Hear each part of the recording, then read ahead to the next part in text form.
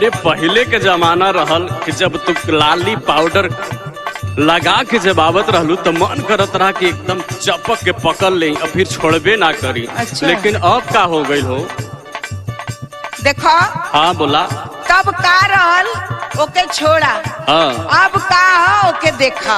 अच्छा ठीक अब बा। तू चाहबा कि हम वैसे ही सज बज के तोहरे सामने आई हाँ तो ये बड़ा मुश्किल बा।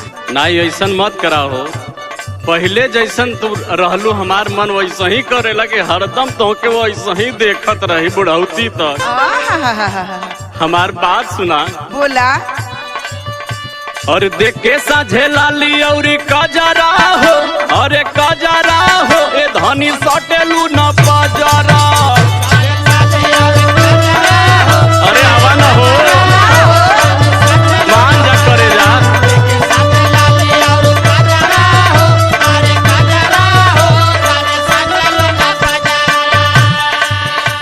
आज तोके बड़ी तकलीफ होत है। अरे काहे न तकलीफ हो? काजर काहे ना देत है, टिकुली काहे ना साटत है, ओठलाली काहे ना लगावत है। हाँ बतावा। एमे दोस्त के करा केकर दोस्तों? सुना।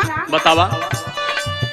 और रे कोयला कीरा कीरा कुली माजा हो, हा हा माजा हो, लॉरी कोर कोई के राजा। अरे लाल गलती में हो।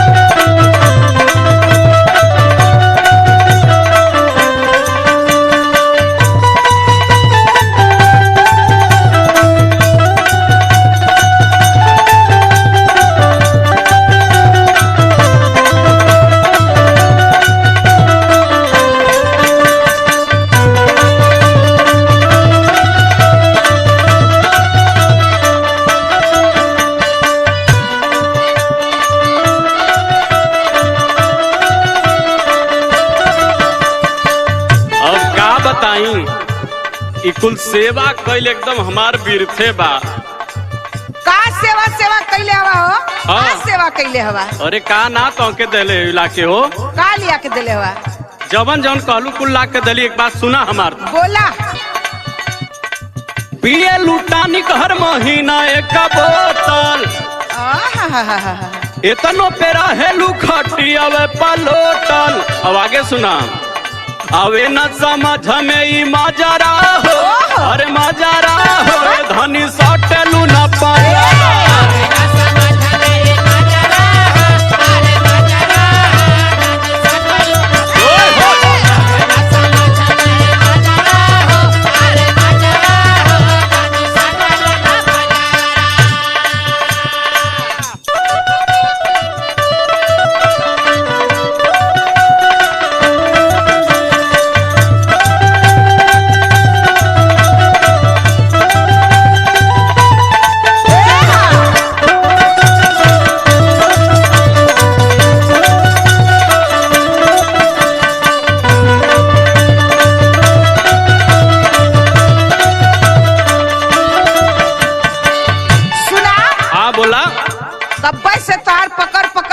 दिमाग एकदम गरम हो गल है। टानिक देहला, अरे आराम से। मिसरी देहला, तो हमरे ऊपर एहसान कैला।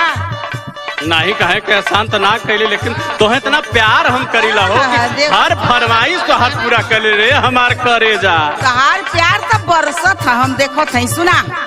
हम तरसत हई। खींच ले ला लइका तो हर देह के एनर्जी।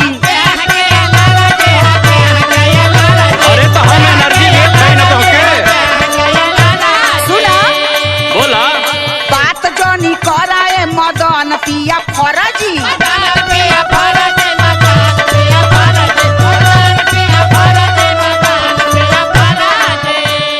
खींच ले ला लइका तो हर देह के एनर्जी। बात जोनी कराए मदन पिया फरजी। और सुना।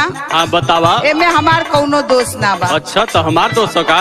अपने से काट ताड़ा साजा हो, हाँ हाँ साजा हो, लॉरी कोर कोई के राजा। अपने से काट ताड़ा साजा